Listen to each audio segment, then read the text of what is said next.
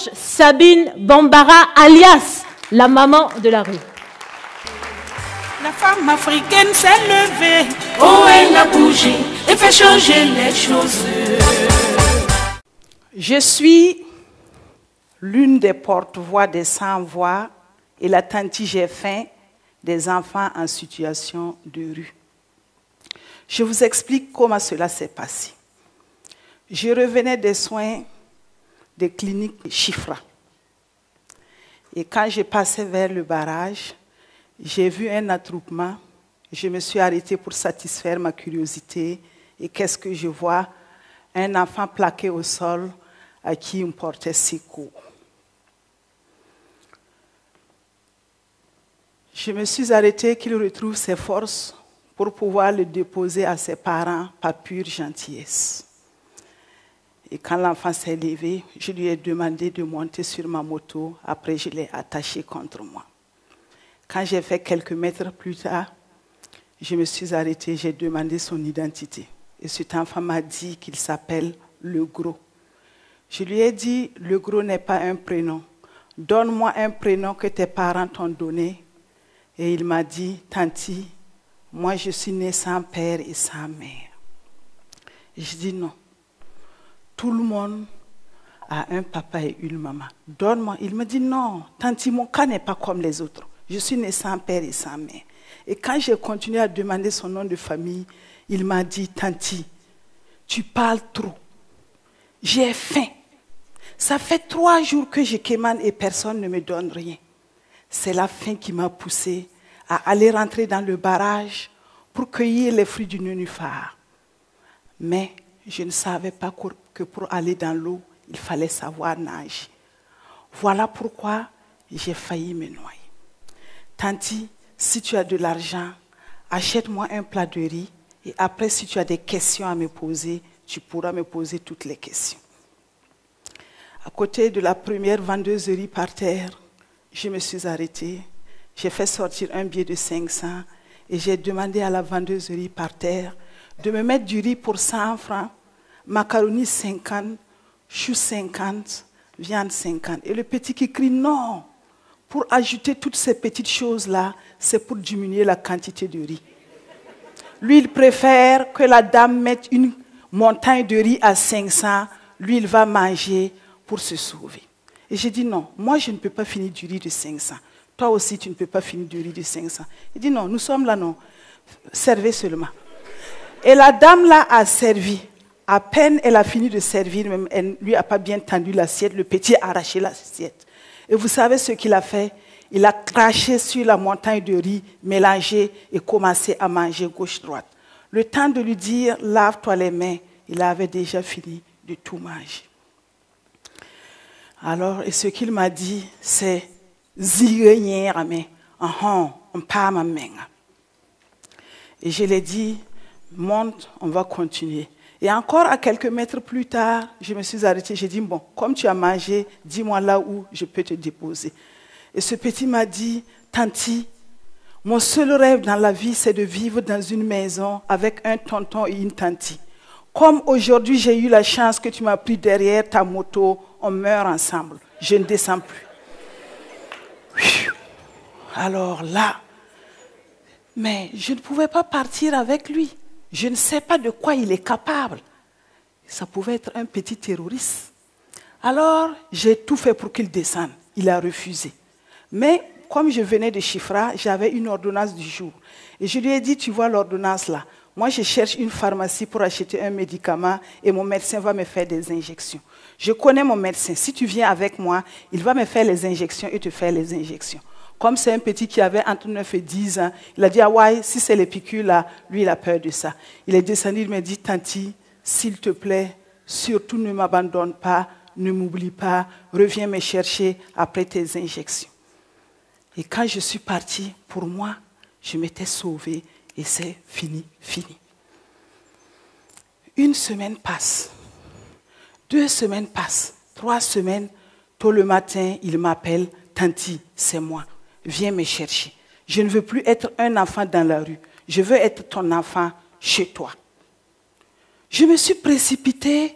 Je suis allée dans la rue pour l'engueuler, pour lui demander comment il a fait pour retrouver mon numéro parce que il n'avait pas de numéro. Alors c'est là qu'il m'a dit que tout le temps que je l'ai quitté, pour lui, il avait perdu sa chance de la vie. Et la nuit, il lui arrivait de se lever, commencer à courir après une moto, croyant que c'est moi qui passe. Donc, il avait essayé de remonter mes traces jusqu'à aller tomber sur une famille où j'avais demandé à confier ma moto quand c'était en panne une nuit. Donc, ce père de famille avait fait sortir ses béliers pour laver, ses 4 béliers pour laver, et ce petit s'est proposé. Il les a lavés, tous 4 bien propres. Ce père de famille content lui a donné 400 francs en récompense. Il a dit non, appelez-moi Tanti. En contrepartie, je ne veux pas l'argent. C'est là qu'il a pu communiquer avec moi. Donc, il m'attendait dans la rue avec un baluchon et il m'a dit, Tanti, on part, non? J'ai dit non, on ne peut pas partir. Comme je sais comment tu m'as retrouvé là, reste, je vais revenir. Je n'ai pas prévenu que je vais t'amener. Sauf qu'en le quittant, sur son mollet, j'ai vu une plaie, mauvaise coloration, noire, avec du pus bizarre. C'était dangereux. Je lui ai demandé s'il était allé se faire soigner. Il m'a dit non, ça là non. Il s'est courbé seulement, il a ramassé le sable, il a mis sur la plaie, il a fait le niveau, que non, que ça va. J'ai dit bon, moi je suis une mère, mais je ne peux pas te laisser comme ça. Monte, nous allons partir au CSPS. Il est monté et devant le CSPS, le petit me dit non, je ne vais pas descendre ici. Si tu as de l'alcool chez toi, allons chez toi, tu vas me soigner là-bas. Donc je l'ai amené chez moi. Arrivé devant la porte, le petit me dit, mais Tanti, tu penses que je vais repartir? Non. Comme j'ai pu arriver ici là-haut, je vais être ton enfant. Alors, il est rentré, on s'est installé, je lui ai demandé de se doucher, il s'est douché, j'ai commencé à le soigner et j'ai installé une discussion entre lui et moi. J'ai dit, bon, maintenant, il faudrait que tu me dises ton identité, que tu me parles de tes parents. C'est là qu'il dit que non. Lui n'invente pas, son cas n'est pas comme les autres, il est né sans père et sans mère. Et j'ai dit ton prénom, c'est toujours le gros. J'ai dit d'accord, une nouvelle vie, un nouveau prénom. Choisis un prénom qui te plaît, auquel on puisse t'identifier. Ce petit n'a pas cherché loin. Il m'a dit tout de suite, Macron. Macron. J'ai dit, mais Macron, bon, je ne savais pas à quoi il faisait allusion. Il dit, bon, Macron comme le président de la France, parce que je rêve de grandir jeune président. Ouais, jeune président.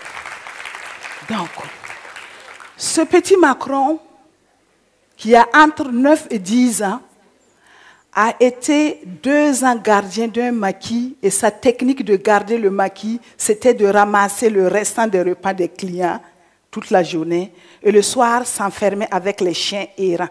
Et comme ça, quand quelqu'un voulait lui faire la force, les chiens commençaient à aboyer. Il a également été gardien des prostituées où c'est lui qui vendait directement les préservatifs aux clients. Macron, il ne dort pas entre 4 murs. Sinon, il dit que les génies le provoquent dans son sommeil. À chaque fois que je cuisinais, son assiette était garantie. Et comme il y avait ses camarades dans la rue, eh bien, à chaque fois qu'il voulait penser à ses camarades, il repartait les voir et il leur racontait que lui, il vit dans une maison avec un tonton et une tantie où son assiette est garantie. Assiette garantie, c'est comme un appât. Il m'amenait 2, 3, 4. De 2 kilos de riz, nous sommes passés à 5 kilos de riz. Le soir, il y a eu un soir où ils étaient plus nombreux. Nous avons cuisiné 5 kilos de riz, nous avons mangé. C'était insuffisant. J'ai fait sortir des arachides, nous avons mangé. Ce jour-là, eh ben, j'ai regardé, c'était le clair de lune, et je me suis rappelé que ma grand-mère, quand elle vivait et que nous étions enfants, elle profitait des clairs de lune pour nous dire des contes. Et moi, j'ai improvisé, je leur ai raconté des contes. Très touchée que je leur donne à manger, que je fasse sortir les arachides, et après que je leur dise des contes, après mes contes, ils m'ont demandé « Yetifosem ?» J'ai dit oui. Et chacun s'est levé. Et il m'a raconté l'histoire qui est sur son cœur. L'histoire qui a créé le divorce entre lui et sa famille.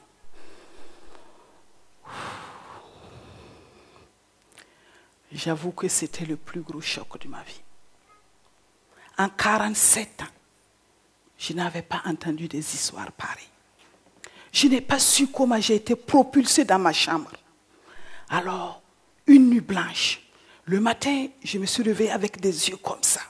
Et eux qui me demandaient, Tanti, mais tu as eu un insecte qui est tombé dans l'œil, non? Ils ne savaient pas que c'est leur histoire qui m'ont donné des insomnies. Et le Dieu des enfants qui me disait, Tanti, trouve-nous une solution. Le Dieu des enfants venait comme en tentation avec des armes. Et je me suis dit que, après avoir écouté toutes ces histoires, je ne peux pas leur fermer simplement ma porte et les remettre dans la rue. C'est une mission qu'ils m'ont donnée. Et je vais œuvrer pour eux jusqu'à ma dernière cartouche.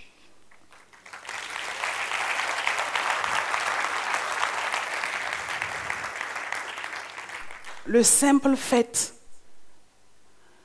d'être présente, ça les rend heureux. Le simple fait de les écouter, ils sont contents d'être joyeux. Et nous avons créé l'association qui s'appelle Repère. Repère, avec des partenaires et des amis, nous leur venons en aide avec un repas par jour, des soins, formation professionnelle, scolarisation. Nos réussites, les histoires qu'ils m'ont racontées, j'aime la lecture, j'adore la lecture. Je me suis dit que ça serait dommage de ne pas en faire profiter par des lecteurs. Alors, j'ai demandé qu'on édite leur histoire.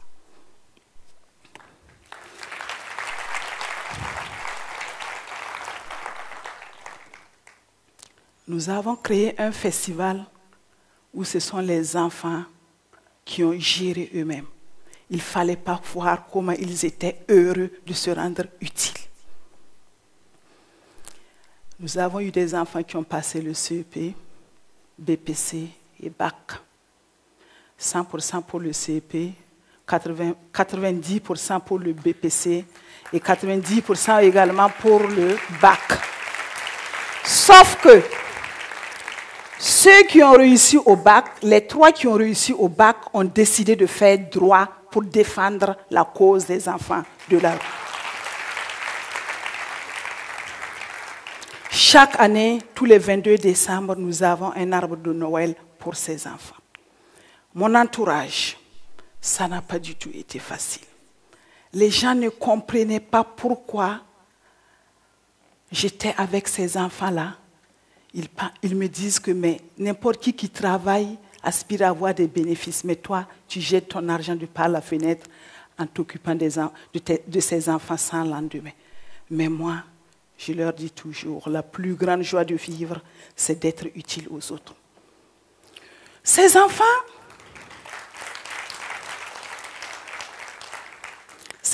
n'ont pas demandé à venir au monde. Aucun enfant ne vit dans la rue par choix. Quel est leur avenir dans tout ça? Quand on se dit que c'est Dieu qui donne les enfants et que malheureusement Dieu ne descend pas nous aider à les nourrir, voici le problème. Tout le monde, chacun à son échelle, peut essayer de faire quelque chose, même devant sa porte. Ton assiette qui est pleine, si tu divises, tu peux trouver quelqu'un qui a fait 3 jours sans manger.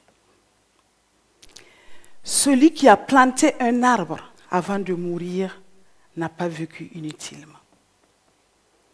C'est qu'avec cet enfant, on était fait pour se rencontrer. Et si c'était à refaire, j'avoue que je serais la première à le refaire. Vivre avec ces enfants, c'est tout le temps des problèmes à résoudre, à régler.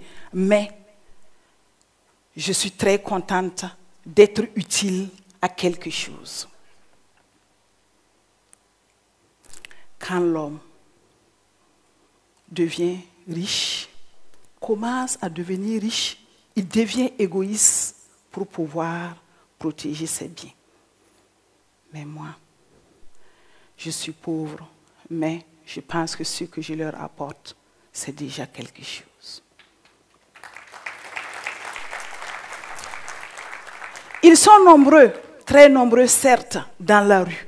Mais je me dis que même si c'est un enfant, que je sors de ça, eh bien, je serai contente. La plus grande joie de vivre, c'est d'être utile aux autres.